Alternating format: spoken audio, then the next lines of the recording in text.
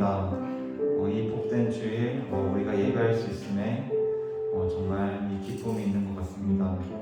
또한 오늘 이 주일날 우리가 이 자리에 와서 함께 예배드릴 수 있는 이 기쁨을 누리는 것에 대해서 하나님께 영광을 올릴 수 있는 여기고인 우리가 되었으면 좋겠습니다.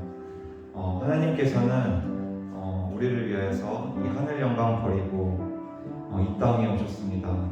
그리고 우리의 죄를 대신하여서 십자가를 지시며 그 죄사함으로 우리가 하나님과 만날 수 있는 그 길을 열어주셨습니다. 우리는 그것을 믿으며 나아가는 그리스도인입니다.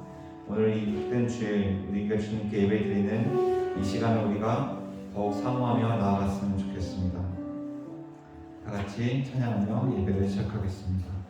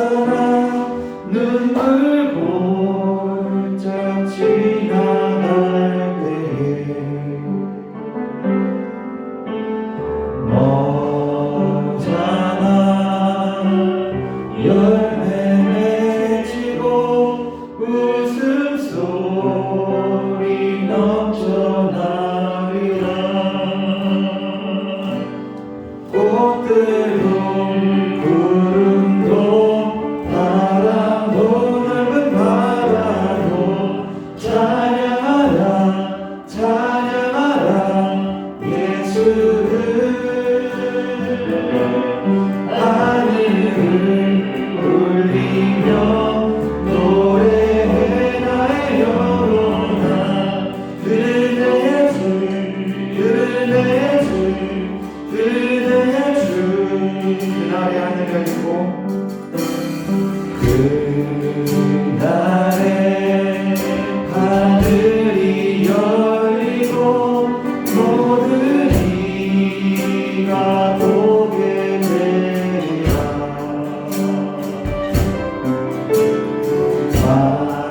마침내 꽃들이 피고 영광의 주가 오시리라.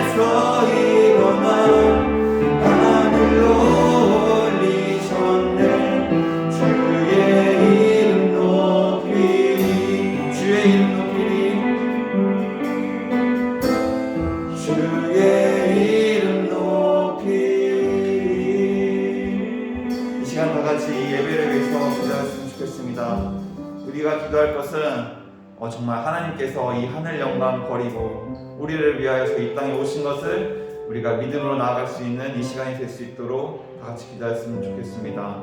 또한 우리도 우리의 삶 가운데에서 오직 주님만을 나의 제일 소중한 보물로 또 내가 아껴야 되고 내가 가장 소중한 것을 또 여길 수 있는 그러한 마음과 그런 삶이 될 수 있도록 이 시간을 통해서 주님을 만나고 주님을 알아가고 또 주님께 예배드릴 수 있는 나 자신 여기 모인 우리가 될 수 있도록 인도해달라고 다 같이 기도했으면 좋겠습니다.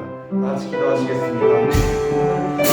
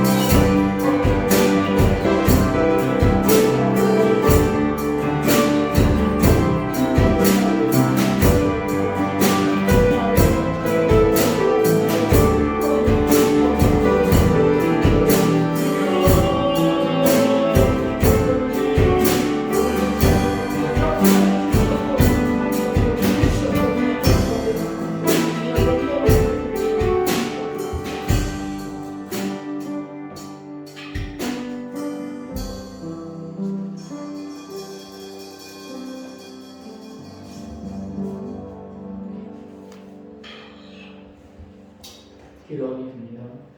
은혜가 참 많으신 아버지 하나님 감사합니다.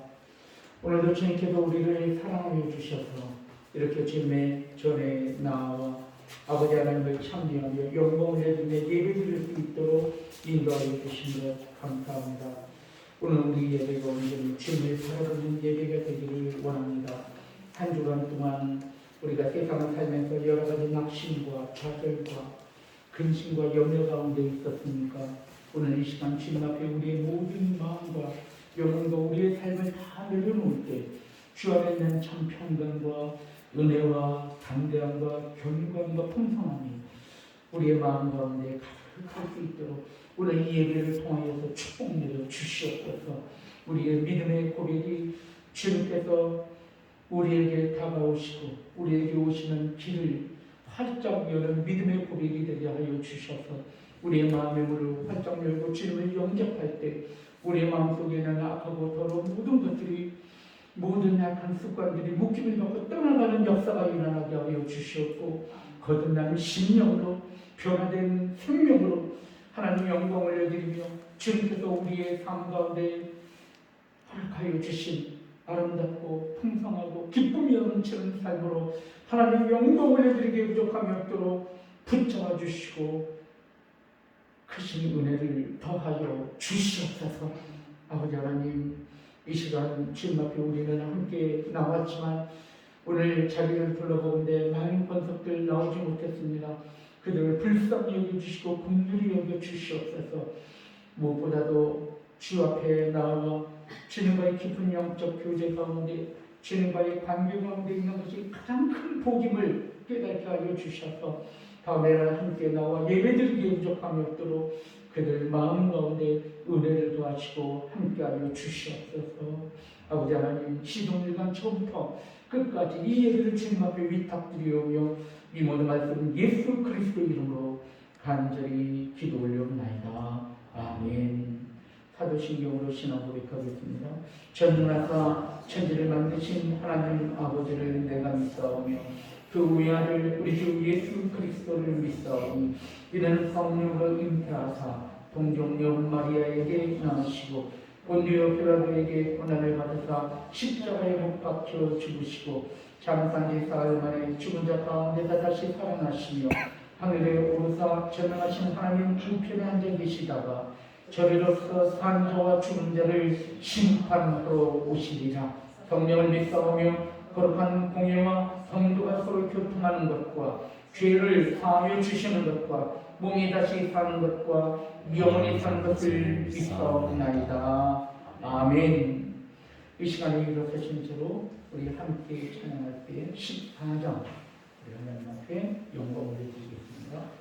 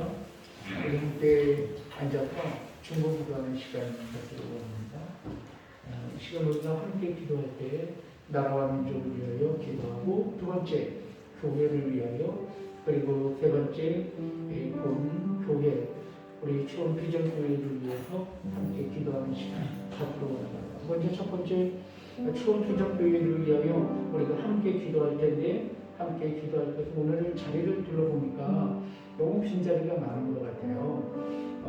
우리가 함께 죽어가는 많은 영혼들을 구원할 우리 추원 비전 교회, 그리고 상처받은 영혼들을 치유하고 회복시키는 그런 아름다운 교회, 그리고 세상 가운데 빛과 소금의 역할을 감당하는 아름다운 교회가 될 수 있게 해달라고 우리 이 시간에 본 교회 위에서 함께 기도하는 시간 갖기로 합니다.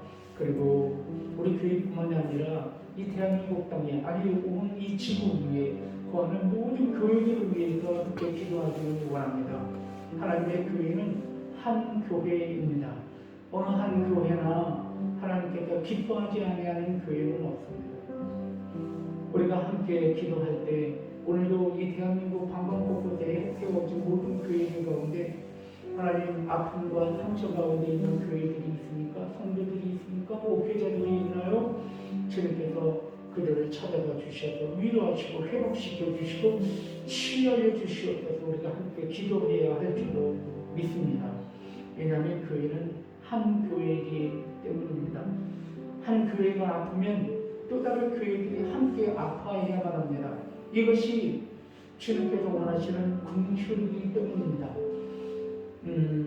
우리가 함께 한 지체된 우리로서 이 대한민국에 있는 모든 교회들, 아픔 가운데 있는 교회들을 위해서 함께 기도하기를 원합니다. 마지막으로 이 대한민국의 국가를 위하여서 함께 기도하기를 원합니다. 대한민국의 국가를 하나님께서 정말 불쌍히 여겨주시고 긍휼히 여겨주시옵소서.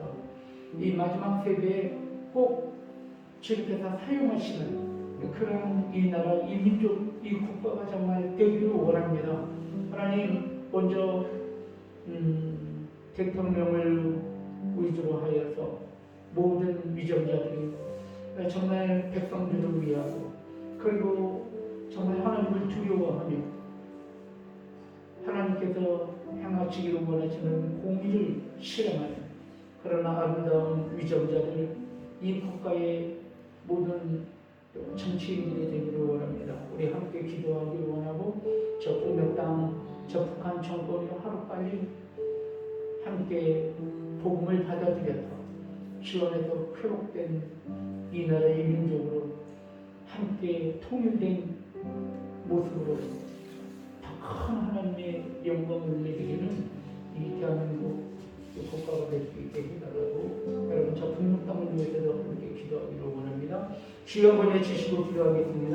주여 은혜로우신 하나님, 아버지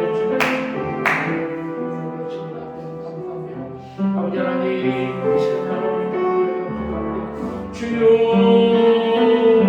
아버지 하나님 하여 주시옵소서. 이 나라의 민족을 하여 주시옵소서. 주여 아버지 하여 주시옵소서. 아버지 하나님 이 나라의 민족이 얼마나 있는지 모릅니다.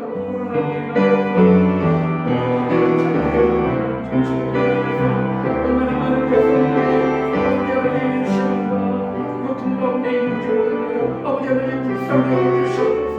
아버지 하나님 긍휼히 여겨주시옵소서. 아버지 하나님 이 땅 가운데 세워진 모든 권위가 온전히 사용되어지게 부족하며 복음하여 주셔서 아버지 하나님 후회되고, 아버지 하나님 진정으로 아버지 하나님 불쌍하고, 아버지 하나님 정말 가난한 인간에게 아버지 하나님 주님께서 허락하여 주시는 위로와 긍휼이 아버지 이 땅 가운데 넘쳐나게 하시고, 특별히 아버지 저 북녘 땅에 아버지 이 시간에 아버지 하나님 지나를 위해서 아버지 복음에서 예를 드리고 있는 성도가 있습니다. 주여 아버지를 불쌍히 여겨주셔서 그들이 진정으로 하나님 앞에 아버지는 나오게 부족함이 없도록 빨리 아버지는 신앙의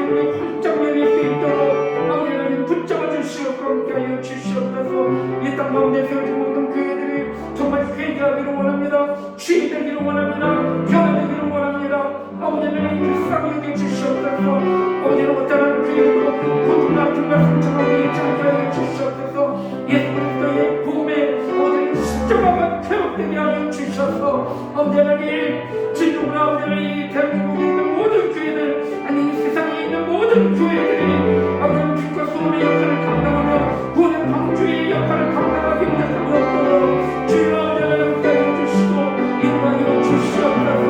아버지 하나님 먼저 목회자가 회개하게 하시고 아버지 하나님 성도들이 아버지 거듭나게 하여 주셔서 아버지 하나님 대한민국 땅에 있는 모든 교회들 가운데 진정한 하나님 아버지 하나님 구원과 그리고 진리가 아버지 하나님 땅 가운데 아버지 하나님 바로처럼 주님이 인정하는 것으로 아버지 하나님 붙잡아 주시옵소서. 아버지 하나님 이 시간 동안 우리 아버지 총기독교회를 주님께서 세우셨사오니 우리 총기독교회가 진정한 구원의 방주의 역할을 감당하기 진정한 총기독교회가 아버지 하나님 진정한 많은 영혼들에게 빛을 발하는 아버지 등대의 역할을 감당하기를 원합니다. 아버지 이 총기독교회가 아버지 진정으로 아버지 복의 근원이 되기를 원합니다. 아버지 하나님 주셔서 아버지 하나님 우리 총기독교회가 아버지 하나님 덕분에 죽어가는 많은 영혼들 가운데 아버지 하나님 진정으로 아버지 구원의 역할을 감당하기를 원합니다. 아버지 하나님 우리 총기독교회 한 분 한 분 성도 한 사람 한 사람 한 가정 한 가정을 지켜주시고 함께하여 주시옵소서. 기도하는 주님 불쌍히 여겨주시옵고 아버지 하나님 가면 함께 나가서 아버지 하나님 예배드리고 인도하여 주시옵소서. 인도하여 주시옵고 역사하여 주시옵고 아멘. 주시옵고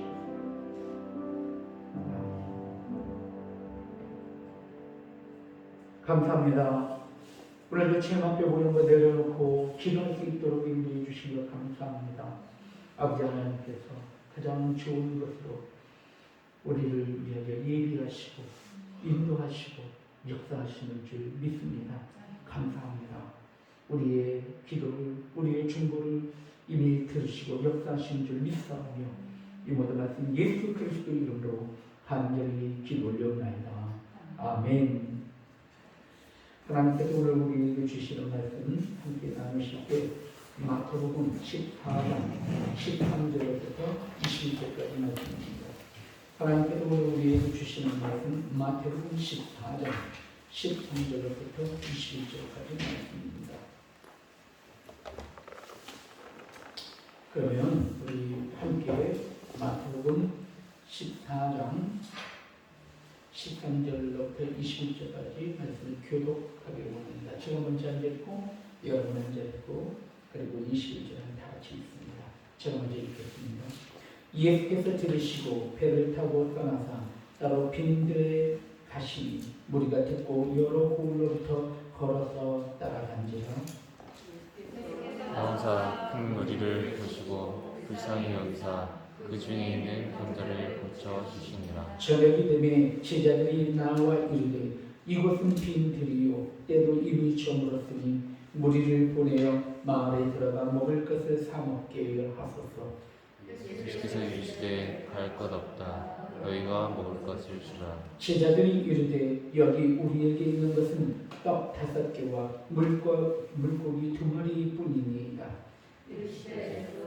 너희로 가져오라 하시고 무리를 명하여 잔디 위에 앉히시고 떡 5개와 물고기 2마리를 가지사 하늘을 우러러 축사하시고 떡을 떼어 제자들에게 주시매 제자들이 무리에게 주니 나 배불리 먹고 남은 조각을 12바구니에 차게 주었습니다. 함께 먹은 사람들은 여자와 어린이 외에 5,000명이나 되었더라. 아멘. 말씀 전하기 전에 잠시 기도하겠습니다. 은혜로우신 아버지 하나님 감사합니다.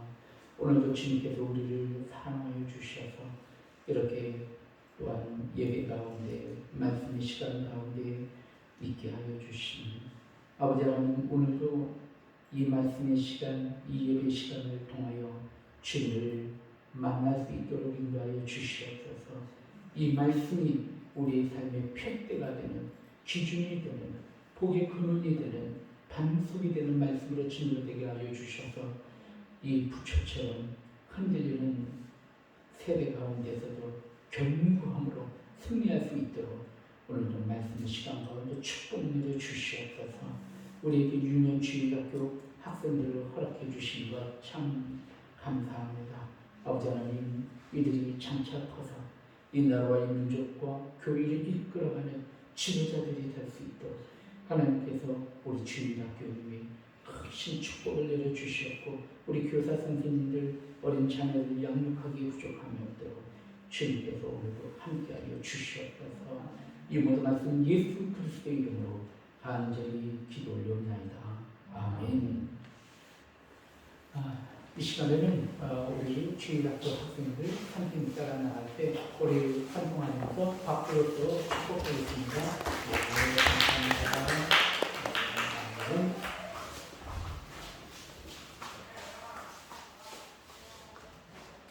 자, 우리 저희와 함께 인사 나누는 시간 갖기를 원합니다. 인사하실 때 주님의 이름으로 환영합니다. 축복합니다. 우리 서로 인사하겠습니다. 시작. 주님의 이름으로 사랑합니다. 축복합니다.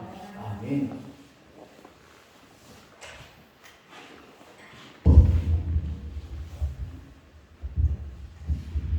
저는 오늘 여러분들과 함께 말씀을 나눌 때 하나님의 나라라고 하는 주제를 가지고 여러분들과 함께 말씀을 나누려고 합니다. 오늘 이 말씀이 여러분의 그 삶 가운데 또 귀한 말씀으로 증거되기를 원합니다. 어떤 한 자매님이 계셨어요. 근데 그 자매님이 어머니가 그렇게 잔소리를 많이 하는 거예요. 집에 바깥에 나가면 일찍 들어와라. 그리고 바깥에 나가면 너 복장이 그게 뭐냐. 처음부터 끝까지 아침부터 밤까지 계속해서 잔소리를 그렇게 하는 것입니다. 그래서 이 자매님이 어머니의 잔소리가 너무너무 듣기가 싫은 거예요. 그런데 이 자매님이 자매님의 엄마가 후두암에 걸리게 되었습니다. 그래서 후두암에 걸려서 성대를 전체를 다 떼어놔야 하는 거예요. 이 수술을 받고 난 다음에 성대가 없기 때문에 어머니가 더 이상 잔소리를 하지 못하는 것입니다.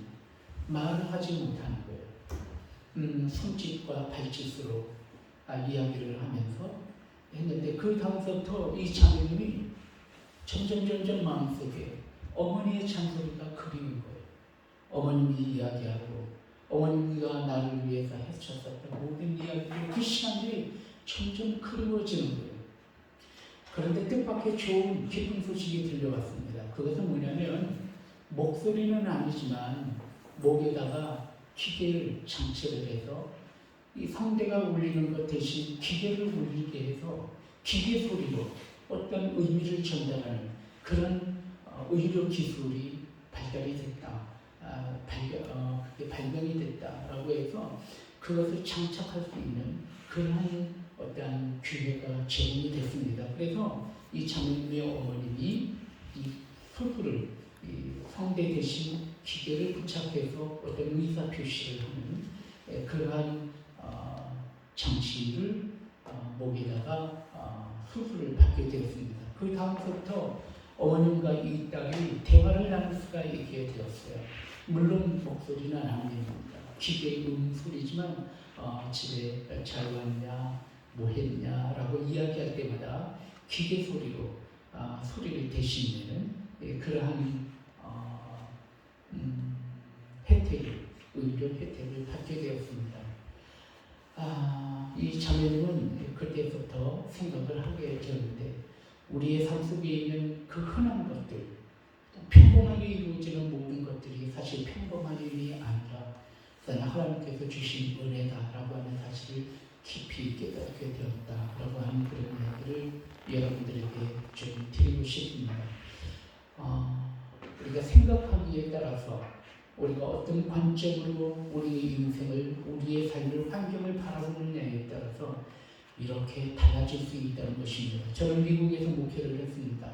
미국에서 횟수로 한 9년 정도 목회를 하다가 또 왔는데 그때 우리 아들이 있었는데 우리 아들 지훈이가 어린아이들하고 놀다가 초등학교 한 1학년 정도 됐었던 것 같아요. 그때 놀다가 그 백인 아이가 밀어서 땅바닥에 넘어지면서 손을 찌르면서 팔이 부러진 거예요. 팔이 부러져서 너무 마음이 아팠어요. 왜 마음이 아팠냐면 머리도 빡빡한 데다가 팔까지 부러지고 그리고 또 그렇게 힘센 배경에 하고 놀다가 그랬다니까 속상하기도 하고 그리고 그 당시 제가 미국에 들어간 지 얼마 안 되는 시절이었기 때문에 이렇게 생활하는 거나 목회나 모든 부분이 참 힘든 그런 시기였어요. 사람들이 힘든데 아들은 저렇게 팔이 부러져가지고 팔이 덜렁덜렁해가지고 온 걸 그래서 너무 마음이 아픈 거예요. 그런데 여러분 아시지만 미국에 의료 보험이 안 돼 있으면 너무 비싸요. 팔이 부러져가지고 팔을 만약에 이렇게 치료를 받는다 그러면 몇만 불에 몇만 불. 엄청나게 돈이 많이 들어가는 거예요. 그런데 다행스럽게 돈이 우리가 많지 않은 이민자라는 것을 그쪽 병원 측에서 받아들여서 그런 사람들을 돕는 어떤 재단에 우리를 연결해 줘서 그래서 우리 지훈이가 잘 아들이 치료를 어쨌든 받게 됐습니다. 근데 그때 제가 소아과 우리 아들이 소아과에 가서 병원 치료를 하는데 그곳에 가보았더니 수많은 우리 지훈이보다 어린 아이들, 지훈이 우리 아들 정도 되는 아이들이 입원을 했는데 그 입원에 있는 동기들 이유들이 다 암으로 절단되기도 하고 다리가 절단되기도 하고 교통사고 때문에 머리가 깨지기도 하고 백혈병 무슨 병 아주 정말 중환병 때문에 입원해 있는 아이들을 보면서 우리 아들이 팔이 부러진 것은 아무것도 아니다. 감사하다. 오히려 그런 생각을 하게 되었어요. 그래서 제가 생각을 한 건데 뭐냐면 우리의 생각이 어떤 생각으로 어떤 마음으로 어떤 현상을 어떤 삶에 우리들의 어떤 일어나는 일들을 우리가 해석하느냐 바라보느냐에 따라서 우리의 삶의 질이 이렇게 달라질 수 있다는 것을 다시 한번 느끼게 됩니다. 이런 것을 우리는 뭐라고 하면 인생관이라고 그래요.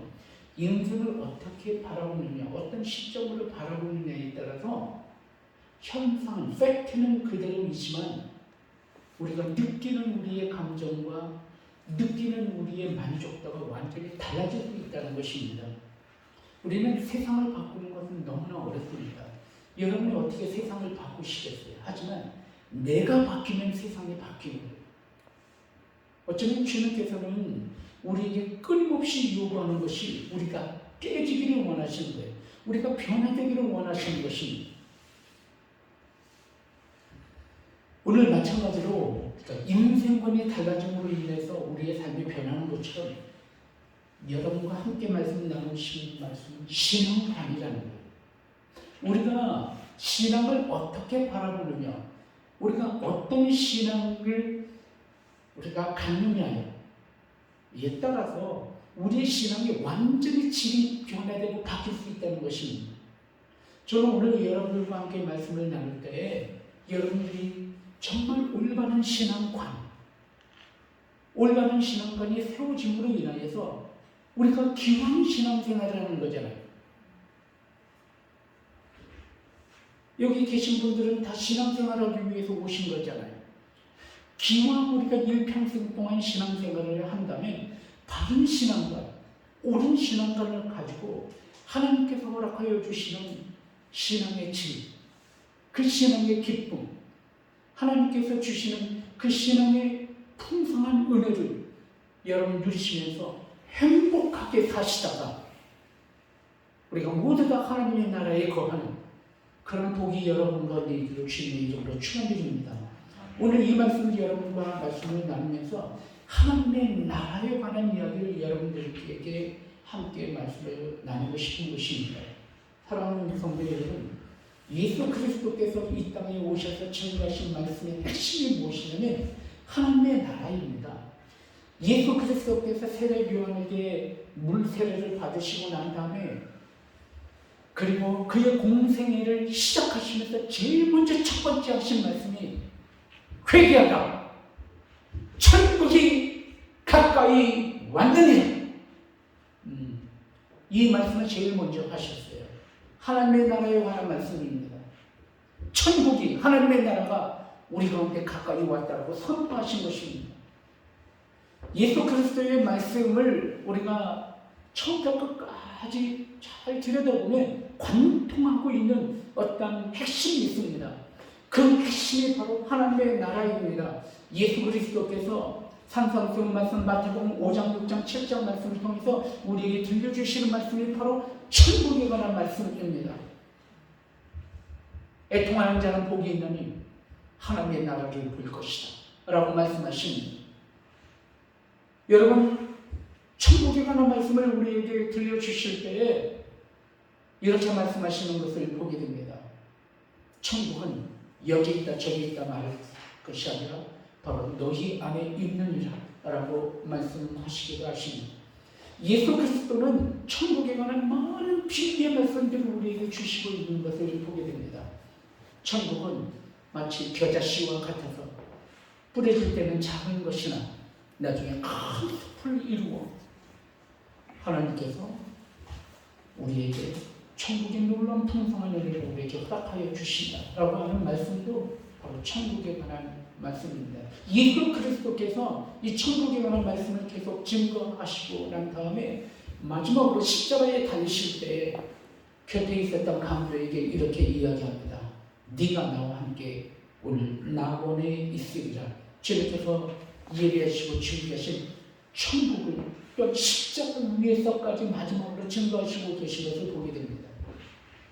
하나님께서는 예수 그리스도를 통해서 우리에게 임하시는 하나님의 나라를 보여주시기 원하셨던 것을 우리는 보게 됩니다. 예수 그리스도의 말씀을 관통하고 있는 모든 말씀의 핵심이 결국은 하나님의 나라임을 우리는 발견하게 됩니다.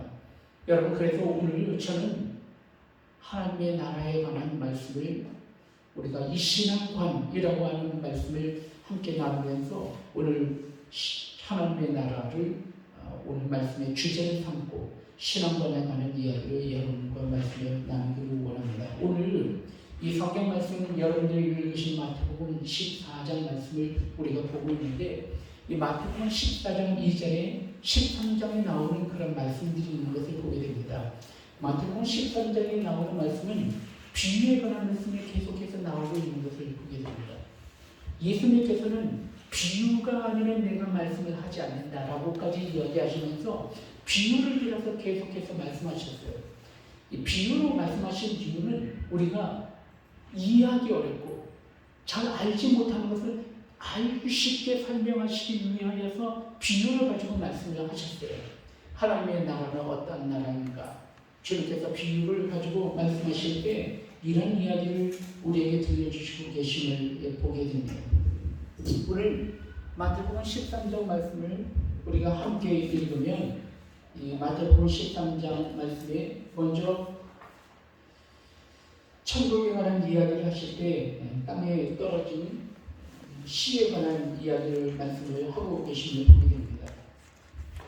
천국은 마치 이런 것이로되 이런 이야기를 하면서 이 농부가 씨를 뿌리게 되는데 이 씨가 어디에 떨어지게 되냐면 첫 번째는 길가에 떨어지고 그리고 두 번째는 돌짝밭에 떨어지고 그리고 세 번째는 가시덤불에 떨어지고 마지막에 좋은 땅에 떨어진 것을 보게 됩니다. 그러면서 주님께서 말씀하실 때 천국 마치 말씀의 좋은 땅에 떨어져서 풍성한 열매를 맺는 것과 같다라고 이야기를 하고 계심을 보게 됩니다. 즉 다시 말해서 천국은 주님의 말씀이 우리의 삶의 밭에 뿌려져서 아름답고 풍성한 삶의 열매를 맺어가는 곳, 그것이 바로 천국이다. 그 영혼이 바로 천국이다. 그의 삶이 바로 천국이다라고 우리에게 이야기하고 계심을 보게 됩니다. 또 말씀을 통해서 우리에게 이야기를 하실 때에 천국은 마치 무엇과 같은가? 겨자씨와 누룩과 같다라고 이야기를 하고 계심을 보게 됩니다. 천국은 겨자씨와 누룩이다. 아까 말씀을 드렸지만 겨자씨는 너무 작아요. 제가 어떤 분이 이스라엘에 성지순례를 갔다 오더니 겨자씨를 가지고 왔어요. 근데 겨자씨가 얼마나 작고 가벼우지 바람이 불면 확 날아가는 거예요. 그러니까 스카치 테이프에다가 겨자씨를 묻혀가지고 그걸 성경책에다가 붙여갖고 왔어요. 배추 씨앗이 커야 작아요. 작죠. 배추 씨앗이 굉장히 작아요. 그런데 이 배추 씨앗보다도 약 절반 정도밖에 안 되는 것 같아요. 여러분 채송화 씨 알죠? 까만 채송화 씨. 그거보다도 더 작은 거예요. 그러니까 굉장히 작아요, 겨자씨가. 그런데 겨자씨가 한 번 뿌려져서 자라기 시작하면 1년에 키가 3m, 4m까지 자라요. 1년에. 쫙 자라는 거예요. 그리고 그게 워낙 굉장히 아무 데서나 잘 자라는 생장력이 굉장히 강하기 때문에 한번 뿌려지고 나면은 막 옆으로 번져서 큰 숲을 이루게 돼요. 천국이 그렇다는 거예요. 천국은 막을 수가 없다는 거예요. 천국은 시작은 작지만 풍성해지는 것. 그것이 하나님의 은혜, 하나님의 나라, 바로 천국이다라고 우리에게 이야기하고 있고, 누룩을 또한 비유하면서 뭐라고 하냐면 천국은 누룩과 같다라고 이야기하는 거예요. 여러분 곰팡이 잘 아시죠? 누룩도 일종의 곰팡이 균류의 하나인데 작은 것이 한번 피기 시작하면 온 방 안에 온 곳에 퍼져나가는 것을 보게 됩니다. 마치 천국이 그렇다는 거예요. 막을래야 막을 수가 없다는 거예요. 그것이 천국이다라고 이야기를 하고 있습니다. 그리고 천국에 관한 세 가지 비유를 이야기하시는데 보화의 비유를 하고 계셔요. 천국은 마치 숨겨진 보화와 같다.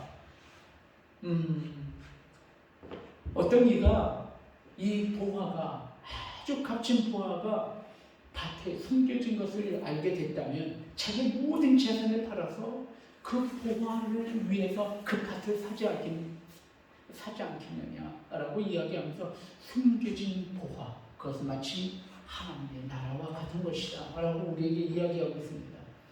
여러분 또한 값진 진주의 비유를 합니다. 값진 진주, 가장 좋은 진주를 이 장사치가 그 좋은 진주를 발견했다면 자기 모든 전 재산을 팔아서라도 이 값진 진주를 사지 않겠느냐라고 이야기를 하십니다.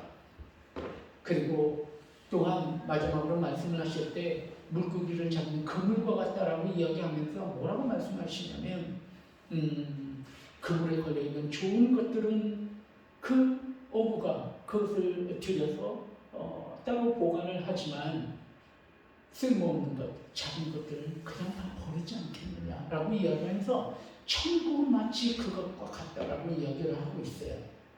그리고 가라지에 대한 비유를 하는데 밭에 농부가 씨를 뿌릴 때 가라지도 함께 자란다는 거예요. 그리고 마지막 날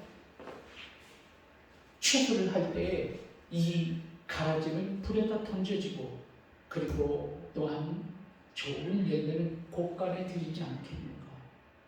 천국은 마치 그런과 같다라고 이야기하면서 마지막 심판날에 천국에 들어가는 자는 구원을 받는 것이고 천국에 들어가지 못하는 자는 심판을 받게 되는 것이다 라고 하는 사실을 우리에게 그물의 비유와 함께 우리에게 이야기하고 있다는 사실을, 그러면서 저는 여러분들에게 오늘 이야기를 드리고 싶어요.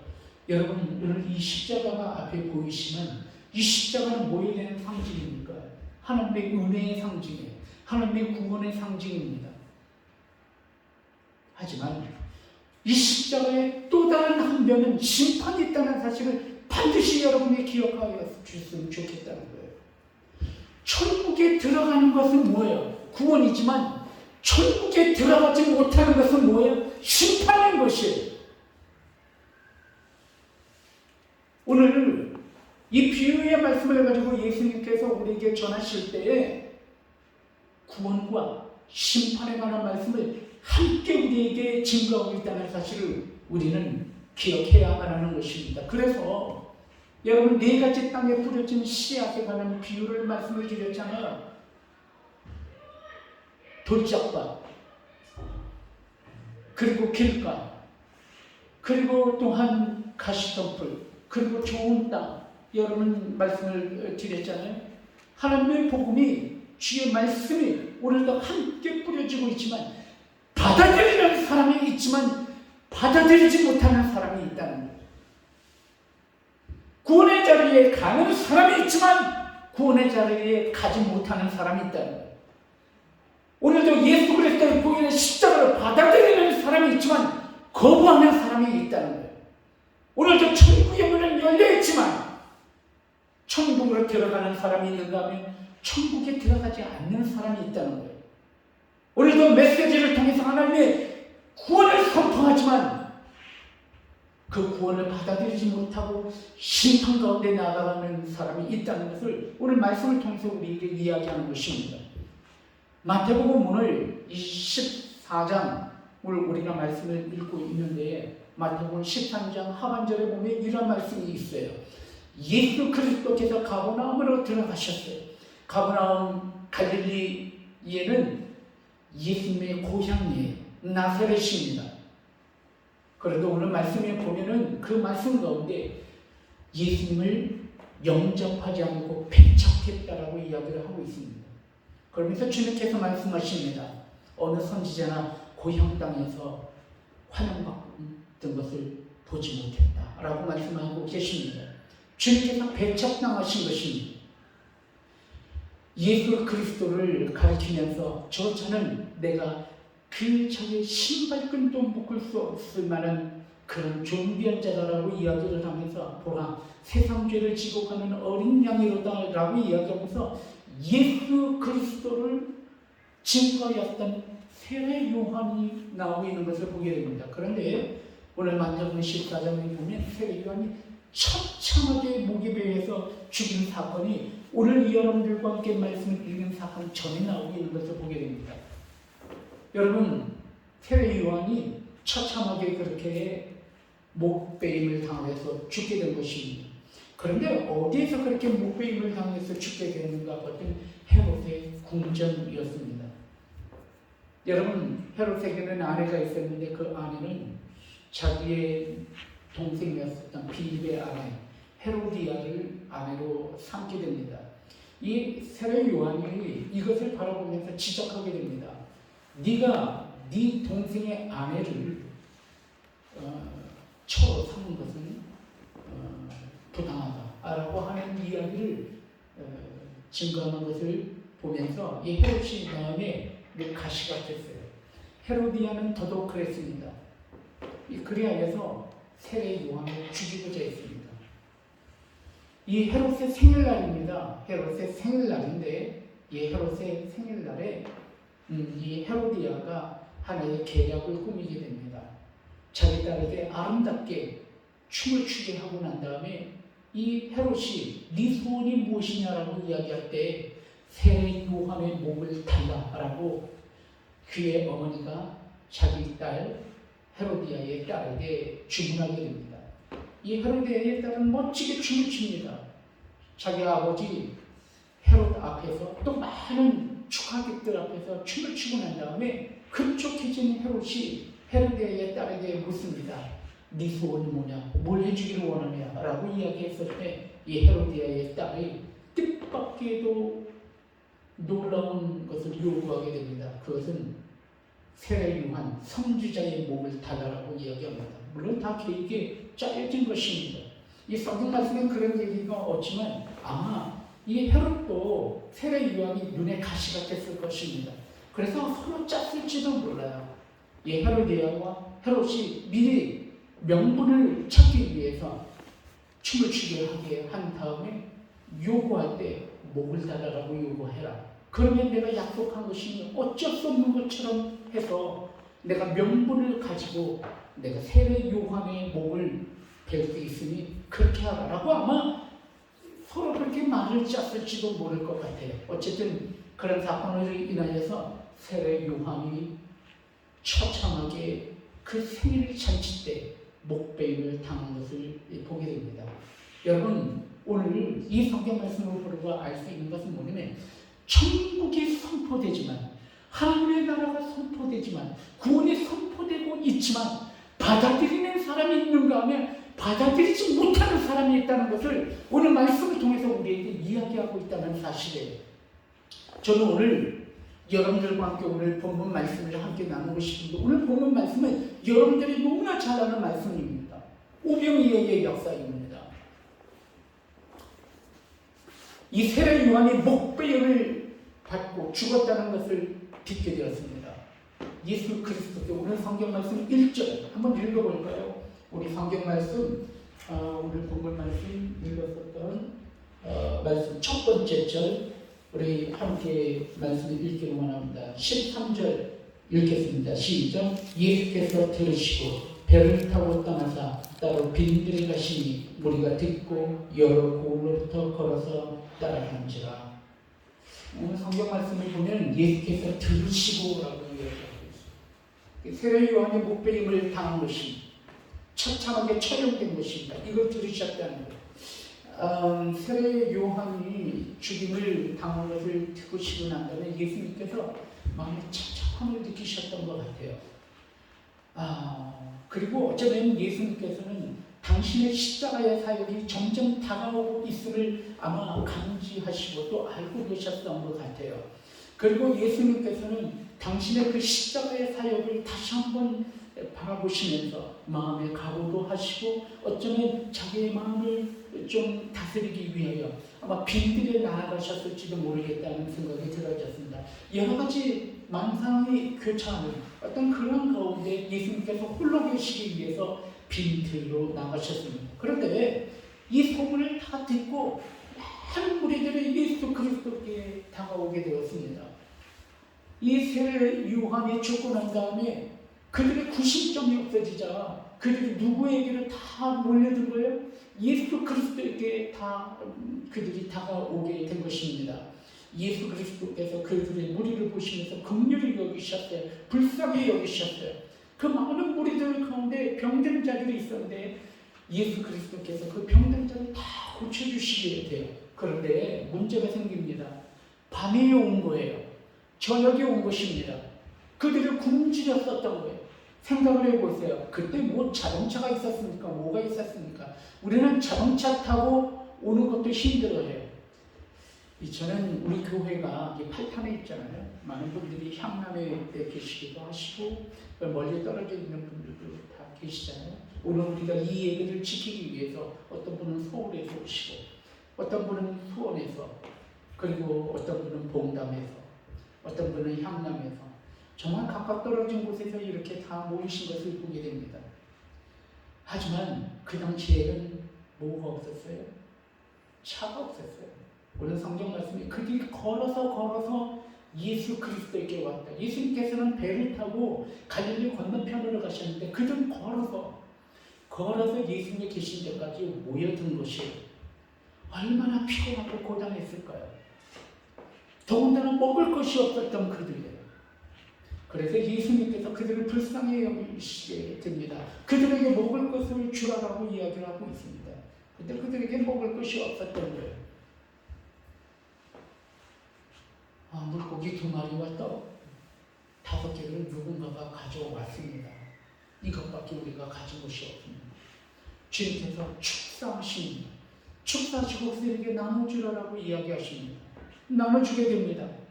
그런데 그것이 끊임없이 풍성함으로 역사하심으로 인하여서 5,000명을 먹이고도 12방주리가 남은 그런 역사가 일어났음을 오늘 성경 말씀을 통해서 우리에게 들려주시는 이 말씀이 그 오병이어의 역사입니다. 저는 오늘 이 본문 말씀을 통해서 하나님의 나라에 관한 이야기를 좀 말씀드리고 싶습니다.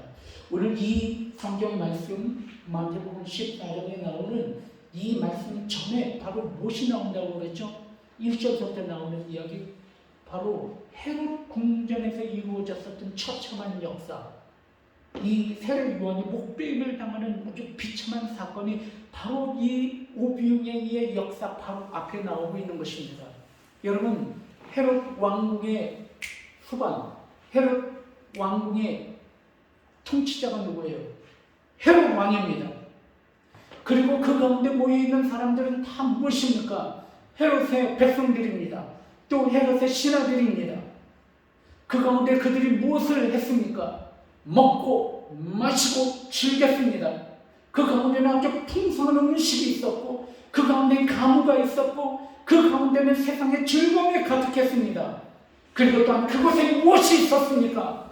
그곳에는 아무 죄가 없는 무고한 세례요한이 처참하게 목을 베임을 당하는 그런 불의가, 그런 비참한 역사가 또한 그 헤롯의 궁전에 있었던 것을 보게 됩니다. 이것이 세상의 나라라는 거예요.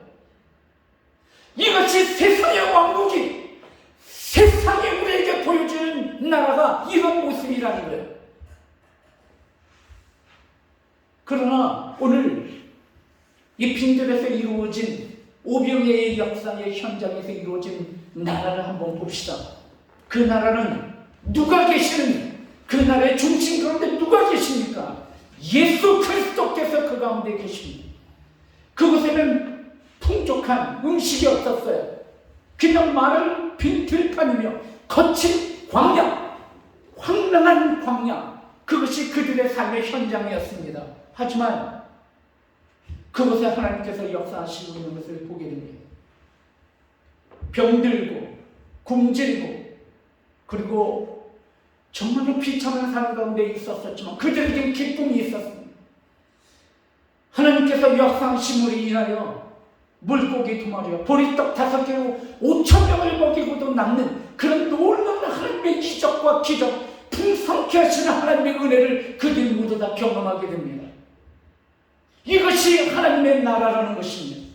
오늘 우리는 말씀을 통해서 이 대조적인 대비가 되는 이 두 사건을 통해서 말씀을 통해서 우리에게 들려주고자 하는 것이 무엇이냐면 하나님의 나라가 어떤 것인가에 대해서 우리에게 이야기하고 싶어 하시는 거예요.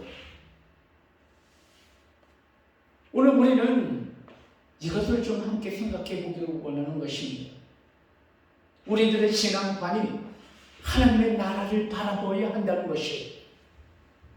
먼저 말씀을 통해서 이 하나님의 나라는 어떤 것이 하나님의 나라인가? 오늘 성경 말씀을 통해서 우리에게 이야기하십니다.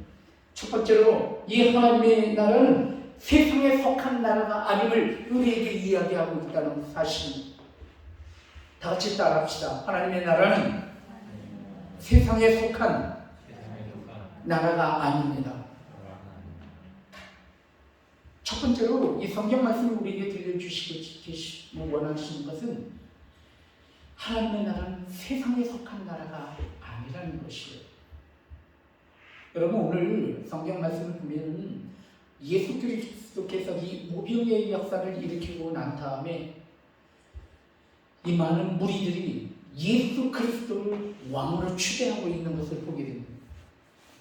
이 요한복음 말씀에 보면은 이 오병이의 역사가 요한복음에도 그대로 나오고 있어요. 요한복음은 조금 더 자세하게 기록이 되어 있는 것을 보게 됩니다. 그런데 오늘 이 요한복음의 말씀을 보면 요한복음 후반절에 그들이 예수 그리스도를 왕으로 추대했다라고 하는 그런 말씀이 기록되고 있는 것을 보게 됩니다. 이 많은 사람들이 예수 그리스도를 왕으로 추대했지만 예수 그리스도는 그분들을 물리치고 그분들을 벗어나서 그 무리 속에서 빠져나와 산으로 홀로 들어가셨고 그리고 그 많은 제자들 예수 그리스도의 제자들 따로 배를 태워서 갈릴리 건너편으로 보냈다라고 이야기하고 계심을 보게 됩니다. 그리고 그 무리들을 파했다라고 이야기하고 있음을 보게 됩니다. 왜 그러셨을까요? 왜 그런 걸까요? 예수 그리스도께서 우리를 통해서 이루고자 하시는 나라는 이 땅에 속한 나라가 아니기 때문입니다. 여러분, 예수 그리스도는 팔레스타인이라고 하는 그 변방에 작은 곳에 왕으로 오신 분이 아니시라는 거예요.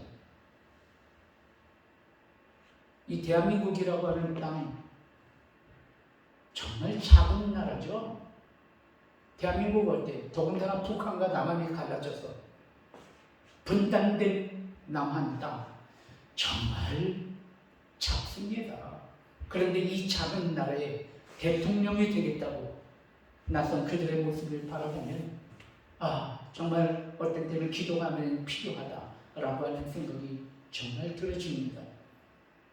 예수 그리스도를 그런 왕으로 세우겠다고요? 이 땅의 왕으로, 이 땅의 부패한 권력을 가지고 부귀와 영화를 취하는 그런 나라, 그런 왕으로 예수 그리스도를 세우겠다고요? 주님께서는 이 땅에 그런 왕으로 오신 분이 아니시라는 거예요. 온 세상을 구원하시기 위하여, 온 만유를 구원하시기 위하여 이 땅에 오신 하나님, 그분이 예수 그리스도이신 거예요. 그래서 주님께서는 그들의 무리를 다 파하시고 그곳에서 떠나신 것이에요. 두 번째는 우리가 성경 말씀을 보면은 예수 그리스도는 세상이 원하는, 세상을 바라보는 탐욕과 그들의 욕심을 채우는 그런 탐욕으로부터 하나님의 나라를 세우려고 하십니다. 그들의 모습을 바라보면서 주님께서는 그들을 거부하고 계신 것을 보게 됩니다. 우리는 세상의 문화를 바라보며 세상의 문화는 더 빨리, 더 높이, 더 많이, 이것이 바로 세상의 문화입니다. 여러분, 숫자를 가지고 장난질 치고 숫자를 가지고 거짓말하는 사람들을 조심하십시오. 이 숫자는 거짓말을 하는 사람들의 가장 큰 도구입니다. 통계가 있다면 그 통계가 중요한 게 아니에요. 그 숫자는 의미가 없어요. 그 통계, 그 숫자가 어떠한 조건을 가진 통계에서 나온 숫자가 중요한 것이지, 숫자는 정말 중요하지 않아요. 그런데 거짓말하는 사람들은 그것을 감추는 채 숫자를 이야기하는 것입니다. 여러분, 오늘 오병이의 역사는 물고기 2마리와 보리떡 5개로 몇 명을 먹였어요? 5,000명을 먹인 거예요. 그러면 세상 사람들은 물고기 2마리, 보리떡 5개에 초점을 두지 않습니다. 무엇에 관심이 있냐면 5천에 관심이 있는 거예요. 5,000명이나 먹였다는 데에 관심이 있는 거예요. 이런 예수 그리스도라면 우리를 배불리 먹이실 수 있겠다는 거예요. 이런 예수 그리스도라면 우리를 실망시키지 않을 거라는 거예요. 이런 역사를 일어날 수 있는 예수 그리스도라면 우리를 자유케 할 수 있겠다. 우리를 저 로마의 압력 가운데서 우리를 해방시킬 수 있겠다라고 생각을 하는 거예요. 이런 예수 그리스도라면 우리를 만족시킬 수 있을 것이다라고 기대했던 거예요. 예수 그리스도는 그걸 알았어요. 이들이 지금 요구하고 있는 것은 그들의 탐욕을 만족시킬 수 있는 메시아, 그들이 그것을 원했던 거예요. 예수님께서 얼마나 속을 푸는지 몰라요. 그래서 예수 그리스도는 그들을 떠나고 있는 것입니다. 오병이의 역사를 통해서 물고기 2마리와 보리떡 5개로 5,000명을 먹이신 그 삶의 현장, 그 기적의 현장 가운데 있었던 그들이 나중에 예수 그리스도를 십자가에 못 박으라고 외쳤었던 그들의 모습으로 탈바꿈하게 되는 거예요. 왜 그런지 아시죠? 그들의 만족을, 그들의 욕구를, 그들의 탐욕을 채워지지 않는 예수 그리스도. 예수 그리스도께서 이 땅에 오신 것은 그것을 위하여 오신 분이 아니시면 그들은 이해할 수 없고 몰랐기 때문입니다. 여러분, 예수 그리스도께서 이 땅 가운데 이루고자 원하셨던 나라는 그런 나라가 아니기 때문입니다. 예수 그리스도께서 우리에게 이야기하시고 그를 통해서 이루고자 하신 나라는 이 땅에 속한 나라가 아니라는 사실입니다. 그러면 도대체 예수 그리스도께서 우리를 통해서 이루고자 하시는 그의 나라가 무엇일까요? 여러분, 니고데모라고 하는 사내들인 공회원이 예수 그리스도를 찾아오게 됩니다. 거기 아주 몰래 찾아왔어요. 왜냐하면 사내들은 공회원이라고 하는 그런 자리는 굉장한 큰 권력의 자리이기 때문입니다. 권위를 상징하는 그런 자리입니다. 그런 자가 한낱 작은 미천한 그러한 스승, 그런 랍비한테 찾아와서 무엇을 묻는다든지 무엇인가를 얘기한다든지 뭐 이런 것들은 자기의 권위를 스스로 낮추는 것이기 때문에 별로 원하지 않았었던 것 같아요. 그래서 아무도 보지 못하는 밤에 찾아왔습니다. 그리고 예수 그리스도께 묻게 된 것입니다. 당신은 하나님이 보내주신 사람인 줄 압니다. 당신께서 이루시는 모든 이적과 당신의 말씀은 하나님으로부터 온 자가 아니면 할 수 있는 기적이 아니기 때문입니다. 라고 이야기하게 됩니다. 예수 그리스도께서 그를 바라보면서 이야기하십니다. 거듭나지 않으면 하나님의 나라를 볼 수가 없는 자. 주님께서는 이 니고데모가 왜 찾아왔는지를 아는 거예요. 그것은 모든 것을 다 가졌어요. 부귀와 영화 모든 것을 다 가졌는데 자기는 늙고 있는 거예요. 자기는 점점 죽어가고 있는 거예요. 언젠가는 자기도 모처럼 되는 한 줌의 흙으로 변할 것을 아는 거예요. 너무나 인생 무상인 거예요. 그런 것을 이야기를 하면서 내가 어떻게 하면 하나님의 나라, 영원한 영생과 구원 가운데 나아갈 수 있느냐를 묻고 있는 거예요. 주님께서 그에게 이야기합니다. 하나님의 세상을 이처럼 사랑하사 독생자를 주셨으니 누구든지 저를 믿으며 멸망치 않고 영생을 얻게 하려 하십니다. 말씀하시면서 이렇게 이야기하십니다. 나는 세상을 심판하러 온 것이 아니라 세상을 구원하러 왔다. 나를 믿으면 영생이다 라고 이야기를 하시면서 이 영생은 심판받지 않는 것이 영생이다 라고 이야기하시면서 하나님의 나라는 천국 가운데 임하는 것은 결국 구원받는 것이고 그 구원받는 것은 영생인 것이고 바로 영생은 심판받지 않는 것이다 라는 것을 이 니고데모의 방문을 통해서 우리에게 설명을 하고 계십니다. 즉 다시 말해서 하나님 나라에 들어가는 사람은 어떤 사람인가?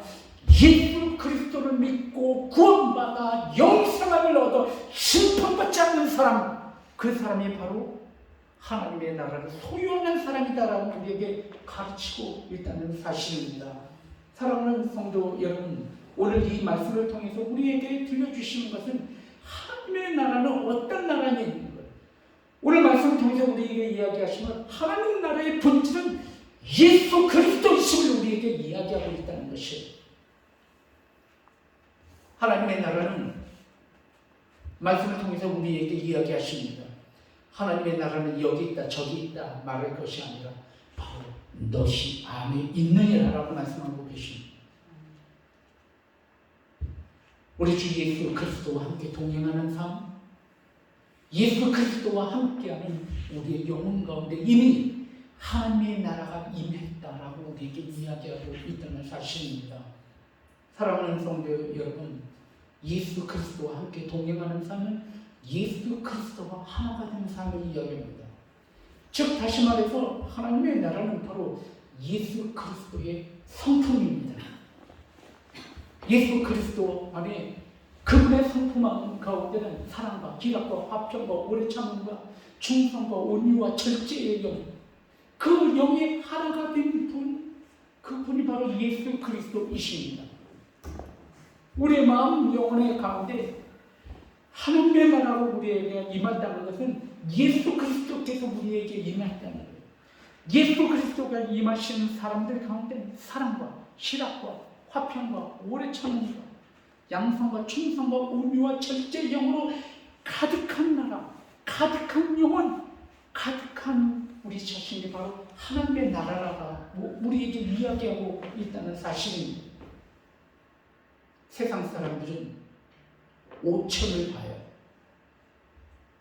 하지만 우리는 주님께서 말씀하실 때 무엇을 이야기하시냐면 오병이어, 물고기 2마리에 보리떡 5개를 보라고 우리에게 이야기하는 것입니다. 우리의 삶은 작을 수 있어요. 사모님 혹시 10,000원짜리 하나 있나요? 혹시 10,000원짜리 갖고 계신 분? 저 좀 잠깐 빌려주세요. 사랑하는 성도 여러분, 하나님께서는 말씀을 통해서 우리에게 이야기하실 때 그 작은 것을 오병이어를 우리에게 보라라고 이야기하고 있음을 보게 됩니다. 여기 10,000원짜리가 있습니다. 오늘 여러분 10,000원짜리가 있지만 이것을 여러분이 10,000원으로 보지 마시고 100,000원짜리를 좀 봤으면 좋겠어요. 100,000원이에요. 100,000원짜리 수표가 있습니다. 제가 이걸 여러분들에게 하나씩 다 나눠주기를 원합니다. 다 나눠주기를 원하는데 그런데 나눠주기 전에 잘 보세요. 제가 이 100,000원짜리를 구깁니다. 자, 구겼습니다. 아유, 미안한데. 자, 여러분에게 하나씩 드리려고 하는데 그래도 가지시겠습니까? 구겨졌는데도 갖기로 원하세요? 아마 다 표정이 그러면 난 받겠습니다 하는 것 같은데요. 이걸 구기고 난 다음에 발로 밟기 시작합니다. 문지르고 밟습니다. 자, 여기에 발자국이 남고 지저분하고 오물이 묻었습니다. 자, 여러분 그래도 가지실 분 있습니까? 이거 표정들이 다 갖겠다는 표정이에요. 우리 고회장님한테는 미안해요. 좀 구겨져서. 그래도 갖겠다는 것이죠. 왜 그런가요? 왜 그렇습니까? 100,000원짜리 수표라는 본질적인 존재적 가치는 변화가 없기 때문에 그런 것입니다. 우리가 그렇다는 거예요. 우리 주 예수 그리스도께서 우리 안에 계십니다. 우리 안에 존재적 가치는 변하지 않습니다. 우리가 인생을 살아나가면 구겨지기도 해요. 우리가 인생을 살아가보면 밟히기도 합니다. 우리가 인생을 살아나가면 좌절하고 낭망하고 어쩌면 쓰레기 같은 오물단지로 실추되기도 합니다. 그러나 우리 안에 우리를 구원하시기 위하여 이 땅 가운데 오셔서 십자가를 지시고 우리를 사랑하신 그 예수 그리스도, 그분이 우리 가운데 있다면 우리의 존재적인 가치는 변하지 않는 것이에요. 하나님의 나라는 그런 나라라는 거예요. 세상은 5천을 보지 오병이어를 보지 않아요. 보리떡 5개, 물고기 2마리는 너무나 초라한 것입니다. 5,000명이 먹기에는 너무나 작은 것이에요. 볼품이 없는 것입니다. 하지만 그 가운데 누가 함께 하셨어요? 주님이 함께 하십니다. 주님이 함께 하셨을 때 그 가치는 세상에 놀라게 하는, 세상을 뒤집어 놓는 놀라운 은혜의 역사의 가치가 오병이어에 있었다는 거예요. 세상 사람들이 교회를 어떻게 봅니까? 교회를. 세상 사람들이 요새처럼 교회를 바라보면서 하찮게 보는 게 없는 것 같아요. 다른 데는 다 열면서 교회는 자꾸 왜 그런지 모르겠어요. 어쩌면 우리 스스로를 우리를 그렇게 자꾸 평가하려고 하는지 몰라요. 뭐 오징어 게임이라는 것 때문에 요새 한참 그렇게 있는데 세상 문화가 요새 그래요. 기독교에 대해서 비판하고 기독교를 폄하하는 인기가 좋아져요. 요새 그래요. 이 세상의 문화가 그런 것이에요.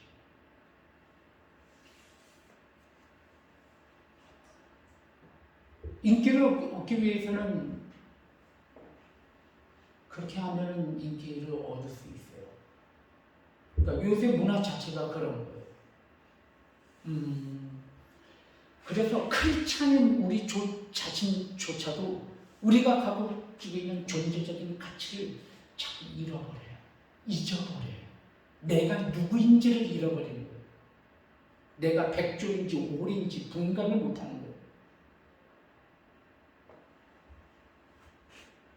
사랑하는 성도 여러분, 오늘 말씀을 통해서 주님과 함께 동행하는 삶, 주님이 내 안에 계신 삶, 그래서 주님의 성품이 나의 인격이 되는 삶,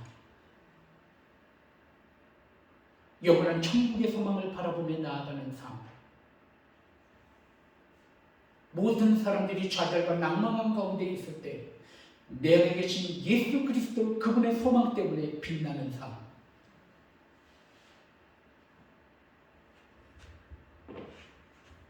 주님께서 이루고자 하셨던 나라는 바로 그런 나라라는 거예요. 오늘 성경 말씀을 통해서 우리의 신앙관이 어디야 하는가? 우리의 신앙관은 이 세상에 있지 않아요. 나의 신앙관은 이 세상에 속한 것이 아니에요. 나의 신앙은 하나님 나라에 속해 있는 거예요. 여러분, 우리가 이 사실을 정말 우리가 알았으면 좋겠어요. 그리고 우리의 신앙이 세상에 흔들리고 세상에 변하여도 바뀌지 않는 존재적인 가치를 여러분들이 스스로 지켜나가면서 정말 승리하셨으면 좋겠습니다. 그리고 주의 성품이 나의 인격이 됨으로 인하여서 여러분 가운데 사랑이 넘쳤으면 좋겠어요.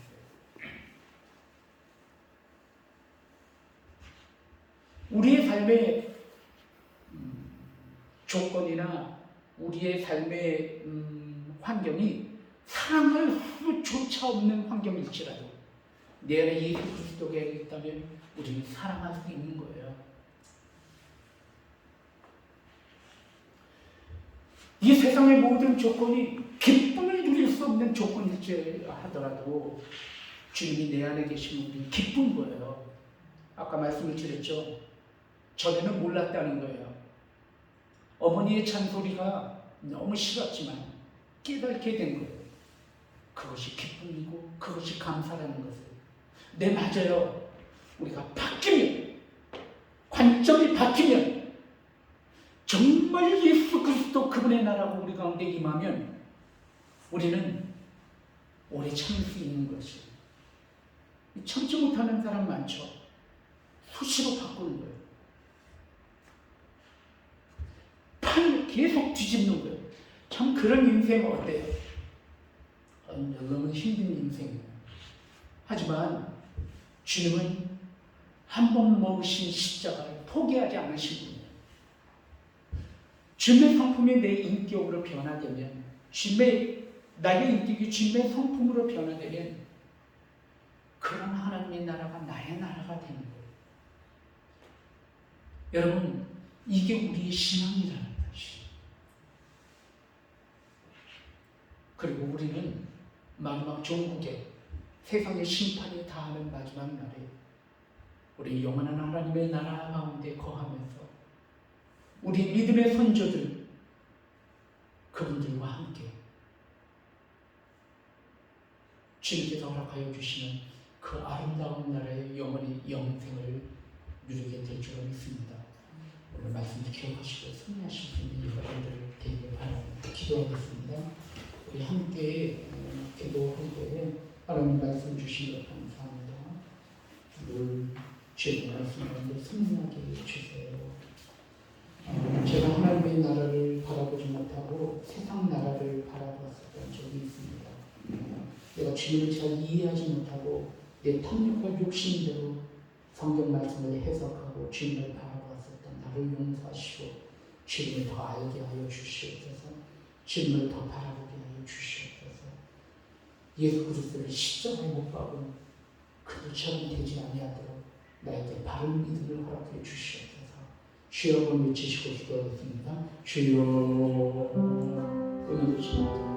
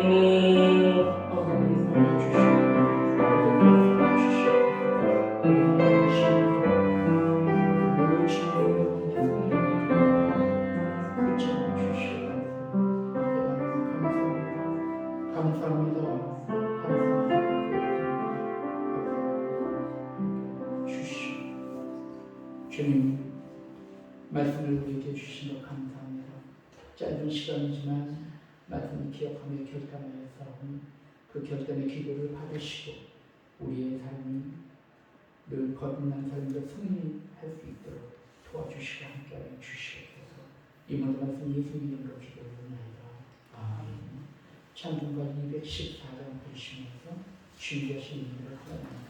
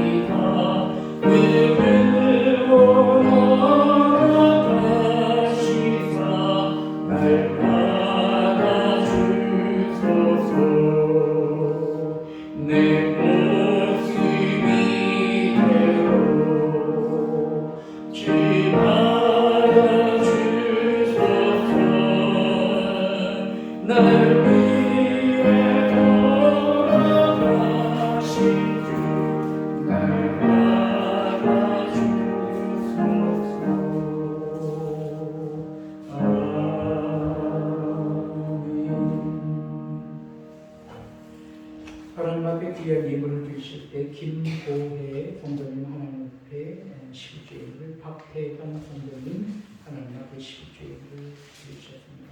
그리고 이승섭 형제님 외에 우리 모든 성도님들이 주 헌금을 주정헌금을 드리셨습니다. 드린 예물의 축복 기도드리겠습니다. 주님 감사합니다. 오늘도 주님 앞에 빈손으로 나오지 아니하고 오늘도 우리 가운데 하나님의 나라 천국을 허락하여 주셔서 영원한 소망을 바라보며 나아갈 수 있도록 인도하여 주신 것 감사하여 이 시간 예수 그리스도의 보혈의 십자가의 은혜 가운데 11조 예물과 주의 헌금과 그리고 우리의 마음을 주님 앞에 올려드렸사오니 드는 손길들마다 하나님의 놀라운 축복을 부어주셔서 물질의 공핍함 때문에 어려움 당하지 아니하도록 30배, 60배, 100배 넘치는 물질의 축복으로 흔들어 갚아 주시옵소서. 아버지 하나님 이 시간에 아픈 영혼이 있으니까 주님 치유하여 주시옵소서. 아버지 하나님의 나라가 그의 심령 가운데 임하게 하여 주셔서 너 주님의 은혜 가운데 승리할 수 있도록 도와주시옵소서. 아버지 하나님 이 시간에 아픈 분의 손을 얹고 또한 기도하기를 원합니다. 믿음의 기도가 병증자를 일으킨다고 말씀하셨사오니 이 시간 간절한 마음으로 간절한 아들은 믿음으로 주님 앞에 기도할 때 악하고 더러운 모든 병을 묶임을 받고 떠나가게 하여 주시옵소서. 아버지 하나님 이 시간 우리의 손을 주님 앞에 드립니다. 성령 충만, 믿음 충만, 능력 충만 허락하여 주셔서 우리 가운데 임하시는 하나님의 나라를 우리가 함께 바라볼 수 있도록 주님 도와주시옵소서. 이 모든 말씀 예수 그리스도의 이름으로 간절히 축복하며 기도 올려옵나이다. 아멘. 함께하여 주시옵소서. 아멘. 붙잡아 주시옵소서.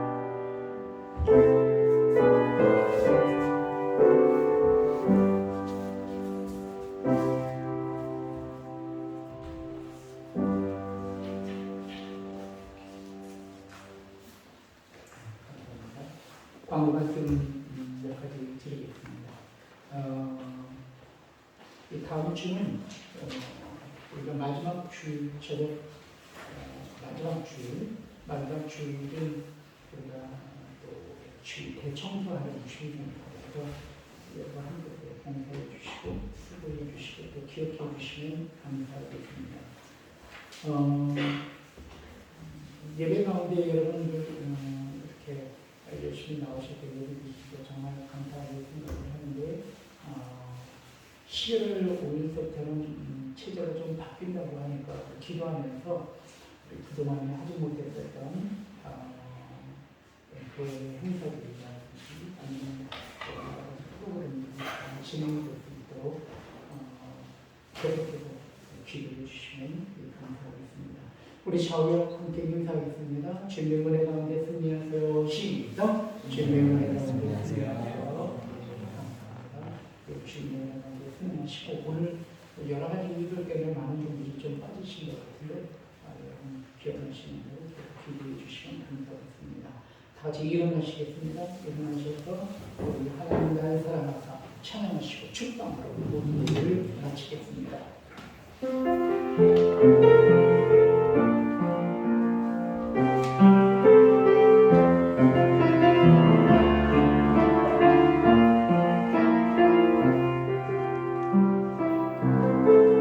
하나님 날 사랑하사 해 주시네. 아멘. 하나님 날 사랑하사 해 주시네. 고단한 시험에서 넘어지지 않도록 하나님 날 사랑하사 용기 주시네.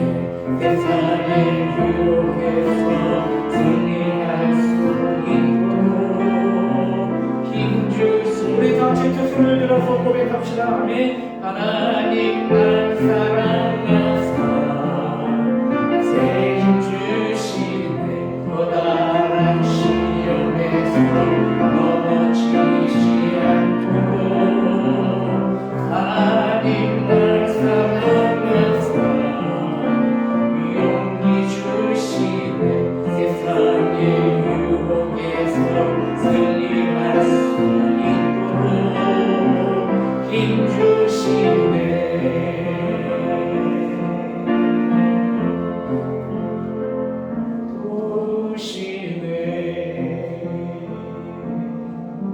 아멘.